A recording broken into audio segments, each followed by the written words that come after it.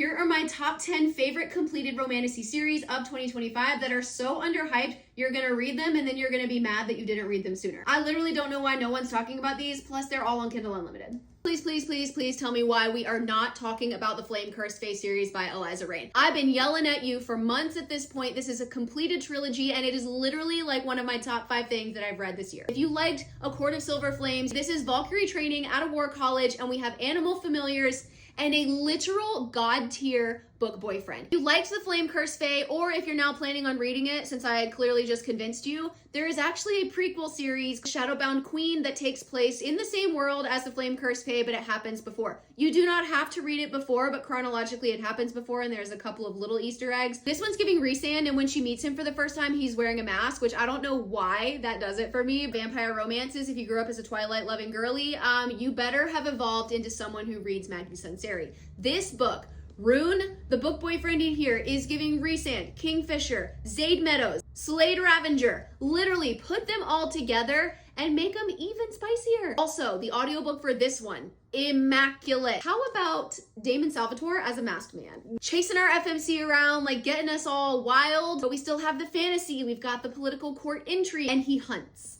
Guys, this one I bet you have never heard of, okay? We are going to talk about A Dark and Drowning Tide. This is a standalone, and it is the epitome of dark academia, gothic, romantasy vibes. This series and the series that goes along with it, Shifter Academy, for our lovers of Zodiac Academy. This is for our lovers of Ruthless Boys of the Zodiac. Both of the series are why I choose. This is hilarious, top tier peak emotional damage with also top tier romance and chili pepper scenes. We have to talk about A Broken Promise and the Freckled Fate trilogy. I thought the first book in this series was so interesting and it really reminded me of like the origin story vibe of like Throne of Glass, but honestly, to be a little bit more niche, sort of like if you got a completed origin story for Irene from Throne of Glass. I absolutely love how deep we get with the character development. I love that the romance doesn't hit you over the head. I love that it's really like slow burn, yearning, forbidden love type of thing. The Trial of the Sun Queen is giving ACOTAR vibes, but we get to the games and trials way quicker. They're a much bigger part of the story. The plot is a lot faster, while also having immaculate slow burn tension and yearning. If you liked the games and trials and Trial of the Sun Queen, this one is also games and trials to win the heart of a prince. It also has a fake marriage, which is, I don't know why, but that's literally like my favorite thing. If you read this book, one of the most popular up and coming series of 2025, and you are literally foaming at the mouth for the next book in the series, there is a completed prequel series. It's called Queen of Roses. This is a series